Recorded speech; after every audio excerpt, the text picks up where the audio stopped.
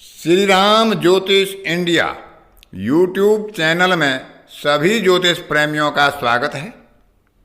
आज की कक्षा का विषय प्रसंग है दृग्बल साधन, अर्थात जो दृष्टि का बल होता है, जिसको दृग्बल बोलते हैं, उसका साधन किस प्रकार किया जाता है।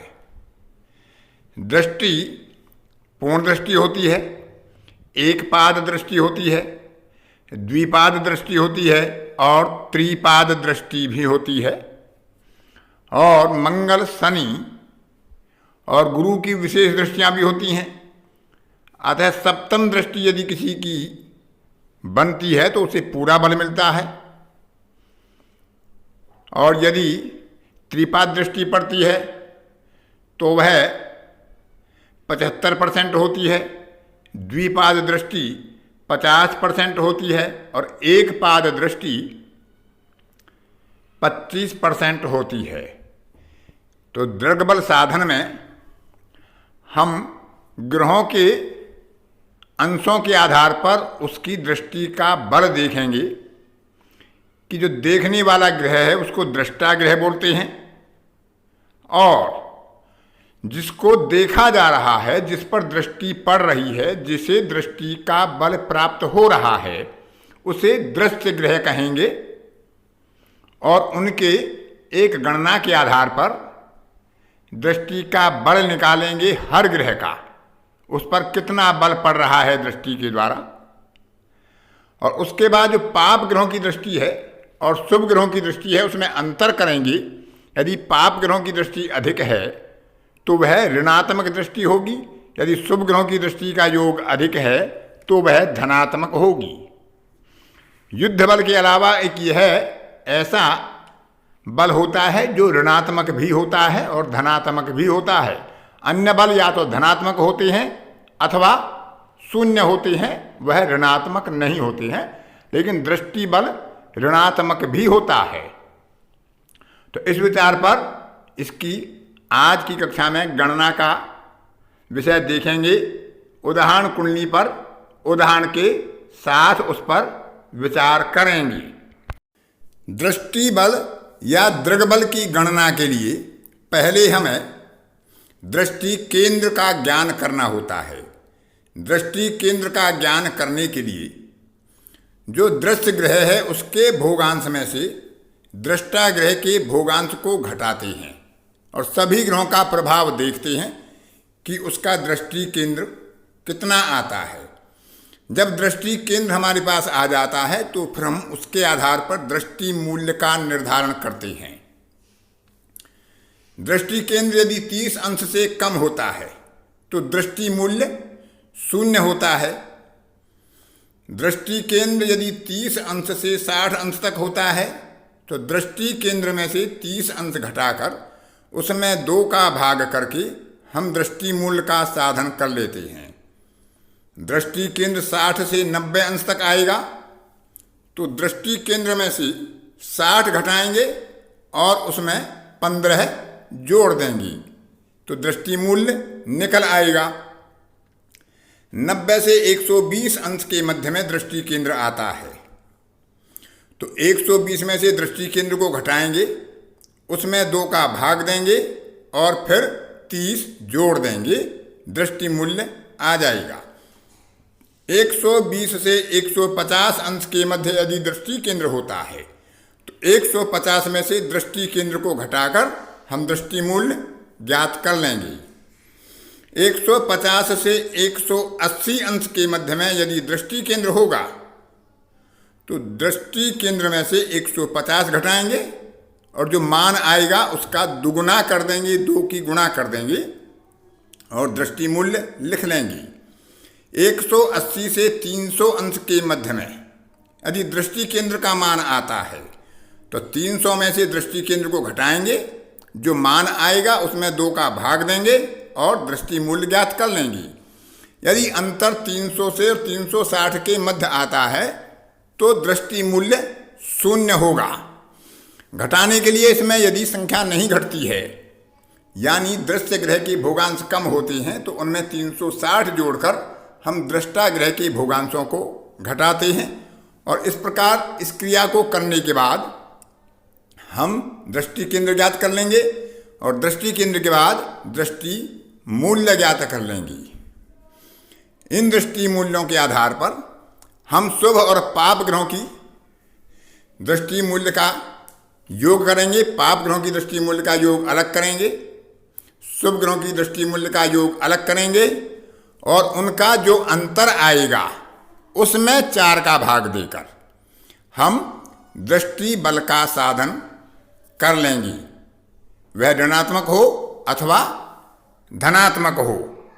तो आगे जो अवधारण कुंडली हमारी चल रही है 12 अगस्त 2012 की शाम के 6:55 पर, उसमें सूर्य का दृष्टि बल या दृग बल कैसे निकालते हैं उदाहरण देखते हैं और उसी के आधार पर आप अन्य ग्रहों का दृग बल निकाल लेंगे। और इसमें दृष्टि बल निकाल कर बता दिया गया है, समय की सीमा के कारण समय विस्तार अधिक ना हो इसलिए एक सूर्य का ही उदाहरण दिया गया है, बाकी आप स्वयं निर्धारण कर सकते हैं। और उसके बाद जो नैसर्गिक बल होता है जो निश्चित होता है हर ग्रह के लिए, उसका विवरण भी अंत में दिया जाएगा।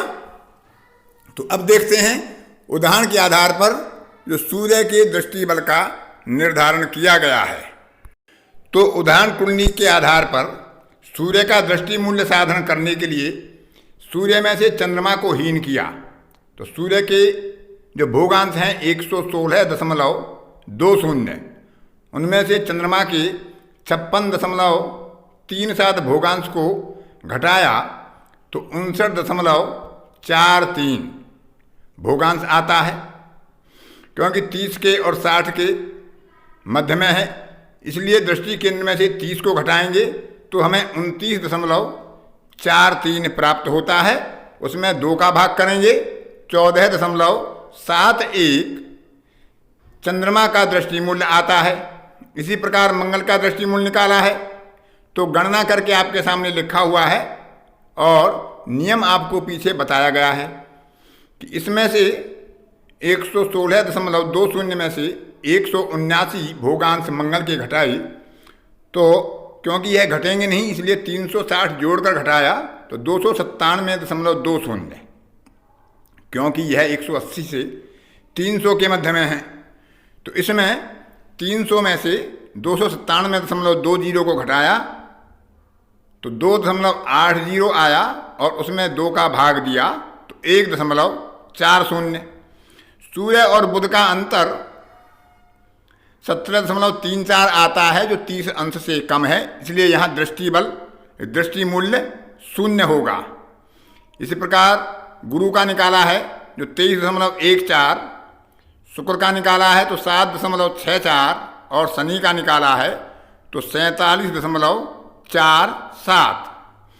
अब शुभ ग्रहों के जो दृष्टि बल है चंद्रमा का 14.71, गुरु का 23.14 और शुक्र का 7.64, इनका योग किया तो 45.49। पाप ग्रहों की दृष्टि का मूल्य का योग किया तो 47.47 शनि का, 1.40 मंगल का, तो इनका योग किया तो 48.87। तो पाप ग्रहों का दृष्टि मूल्य अधिक है, उसमें से शुभ ग्रहों का दृष्टि मूल्य घटाया तो हमें बचा 3.38। इसलिए यहाँ पर पाप ग्रहों का दृष्टि मूल्य अधिक है, अतः सूर्य का जो दृष्टि मूल्य है वह ऋणात्मक होगा। अब आगे विचार करते हैं सभी ग्रहों का जो दृष्टि बल निकाला गया है इसी आधार पर 4 का भाग देने के बाद दृष्टि मूल्य में तो वह कितना है। तो यहाँ पर आपके सामने दृष्टि मूल्य से दृष्टि बल के साधन में सूर्य का -3.38 दृष्टि मूल्य आया, उसमें 4 का भाग किया तो दृष्टि बल ज्ञात हुआ सूर्य का -0.84। चंद्रमा का भी दृष्टि बल ऋणात्मक आता है -63.39, 4 का भाग दिया तो चंद्रमा का दृष्टि बल या दृग बल आता है -15.84। मंगल का धनात्मक है तो इसमें उनका जो दृष्टि बल आता है वो 32.53। बुध का भी ऋणात्मक है -13.76। गुरु का भी ऋणात्मक है -18.94। शुक्र का भी ऋणात्मक है -12.31। शनि का भी धनात्मक है 33.94।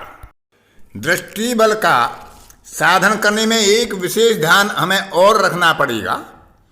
जैसा कि हम जानते हैं कि तीसरी और सातवीं दृष्टि शनि की पूर्ण दृष्टि होती हैं, तो जहाँ तीसरी दृष्टि पड़ती है तो वह 60 से 90 अंश के मध्य पड़ती है। दसम दृष्टि पड़ती है तो 270 से 300 अंश के मध्य में पड़ती है। यदि वहाँ पर शनि की दृष्टि का दृष्टि मूल्य आ रहा है 60 और 90 के बीच या 270 और 300 के बीच, तो शनि के दृष्टि बल में 45 दृष्टि मूल्य में 45 और जोड़ देंगे। यदि पंचम और नवम दृष्टि जो गुरु की होती है, जो द्विपाद दृष्टि होती है, तो वहाँ दृष्टि पड़ रही होगी यानी कि 90 अंश से 120 अंश पर, और इसी प्रकार से नवम भाव में पड़ रही होगी तो वहाँ पर हम 30 और जोड़ देंगे दृष्टि मूल्य में। इसी प्रकार से चतुर्थ और अष्टम दृष्टि जो मंगल की पड़ती है 90 अंश से 120 अंश की और 210 अंश से 240 अंश के मध्य में दृष्टि मूल्य आ रहा है, तो उसके लिए हम 15 और जोड़ देंगे। तो इस प्रकार से भी साधन में हम ध्यान रखेंगे। और आपके सामने जो दिए हुए हैं नैसर्गिक मूल्य वह आपके सामान्य हैं, जो सभी के लिए बराबर और निश्चित होते हैं। नैसर्गिक बल में सूर्य को पूरा 60 षष्ठांश का बल मिलता है। चंद्रमा को 7वां हिस्सा कम होता है 51.42। उसके बाद शुक्र को 7वां भाग कम होता है 42.85। उसके बाद गुरु का भाग कम होता है 7वां 34.28। उसके बाद बुध का बलवान होता है 25.71। उसके बाद मंगल का बल होता है 17.14। सबसे कम नैसर्गिक बल शनि का होता है 8.57। तो इस प्रकार से हम दृष्टि बल यानी दीर्घ बल और नैसर्गिक बल का विचार कर सकते हैं। अगली कक्षा में सारे बलों को जोड़कर षडबल का निर्धारण कैसे करते हैं उस पर विचार करेंगे। आज की कक्षा में इतना ही। अन्य किसी कक्षा में फिर किसी नए विषय के साथ आपसे मुलाकात होगी। तब तक के लिए अपनी वाणी को विराम देता हूँ। धन्यवाद।